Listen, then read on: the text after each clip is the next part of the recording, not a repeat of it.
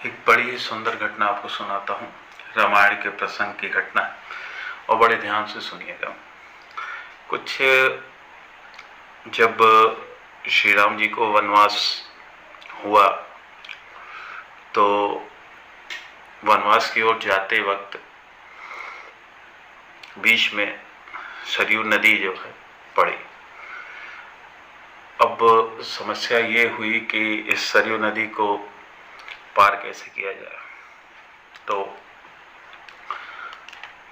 उन्हें एक केवट दिखा, उससे उन्होंने आग्रह किया कि हे केवट, मुझे उस पार तक पहुंचा दो, मुझे, मेरी पत्नी को और लक्ष्मण जी को। तो केवट भी थोड़ा, जिसको कहें,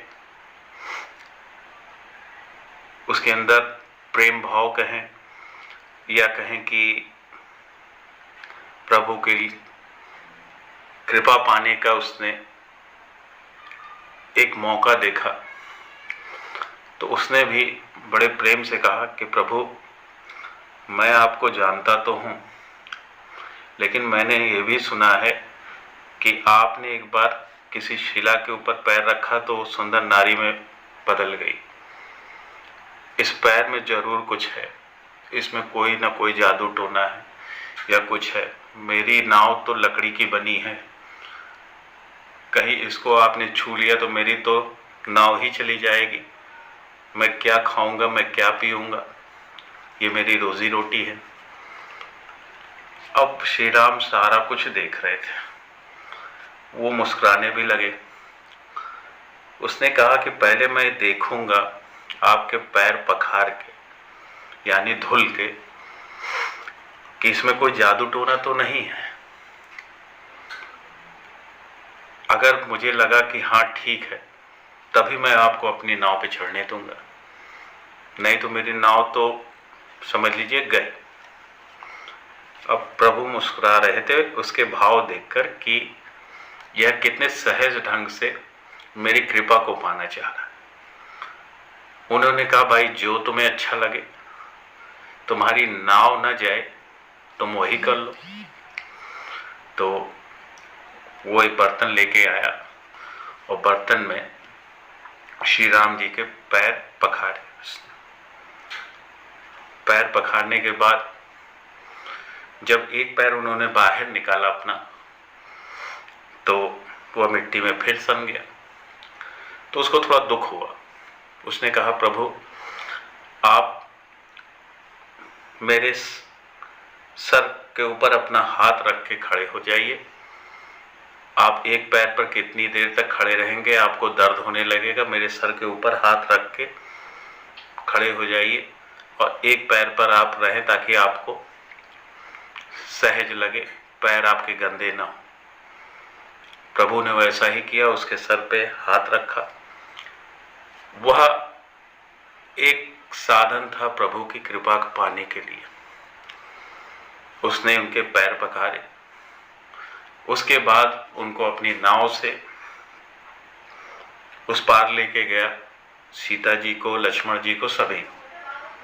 वहां पहुंचने पर श्री राम जी को संकोच होने लगा कि मैंने इसको कुछ दिया नहीं, उतराई मैंने नहीं दी।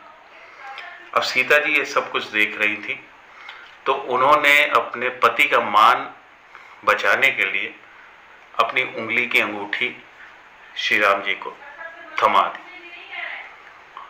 अब हुआ क्या कि जब वो अंगूठी उस केवट को देने लगे तो उसने कहा, प्रभु, मैं ये अंगूठी नहीं ले सकता। उन्होंने पूछा, क्यों नहीं ले सकते? भाई, मुझे उतराई तो देनी ही होगी। तब उस केवट ने कहा, प्रभु, आप भी तारने वाले, मैं भी तारने वाला, हम दोनों एक ही तरह के हैं। मैं इस पार लेके आता हूँ, आप भाव सागर से पार कराते हो, तो मैं आपसे उतराई कैसे ले सकता हूँ? लक्ष्मण जी ने भी बड़ी कोशिश की, लेकिन उसने कहा, नहीं, मैं नहीं लूंगा। जब मैं मृत्यु उपरांत आपकी शरण में आऊँगा तो आप ही मुझे तारेंगे। उस समय मुझे देने के लिए मेरे पास, आपको देने के लिए मेरे पास कुछ भी नहीं होगा। तो तारने वाले से मैं उतराई कैसे ले? आप भी तारने वाले, मैं भी तारने वाला, हम दोनों एक जैसे ही हैं। तो यहाँ पर दो संदेश प्रभु ने दिया। एक संदेश ये कि किसी भी व्यक्ति को, बड़े से बड़े व्यक्ति को, एक छोटे भी व्यक्ति का कहीं ना कहीं सहारा लेना पड़ता है। तो कभी भी ये ना समझें कि कोई व्यक्ति छोटा है या बड़ा है, समय आने पे आपको उसका सहारा भी लेना पड़ सकता है।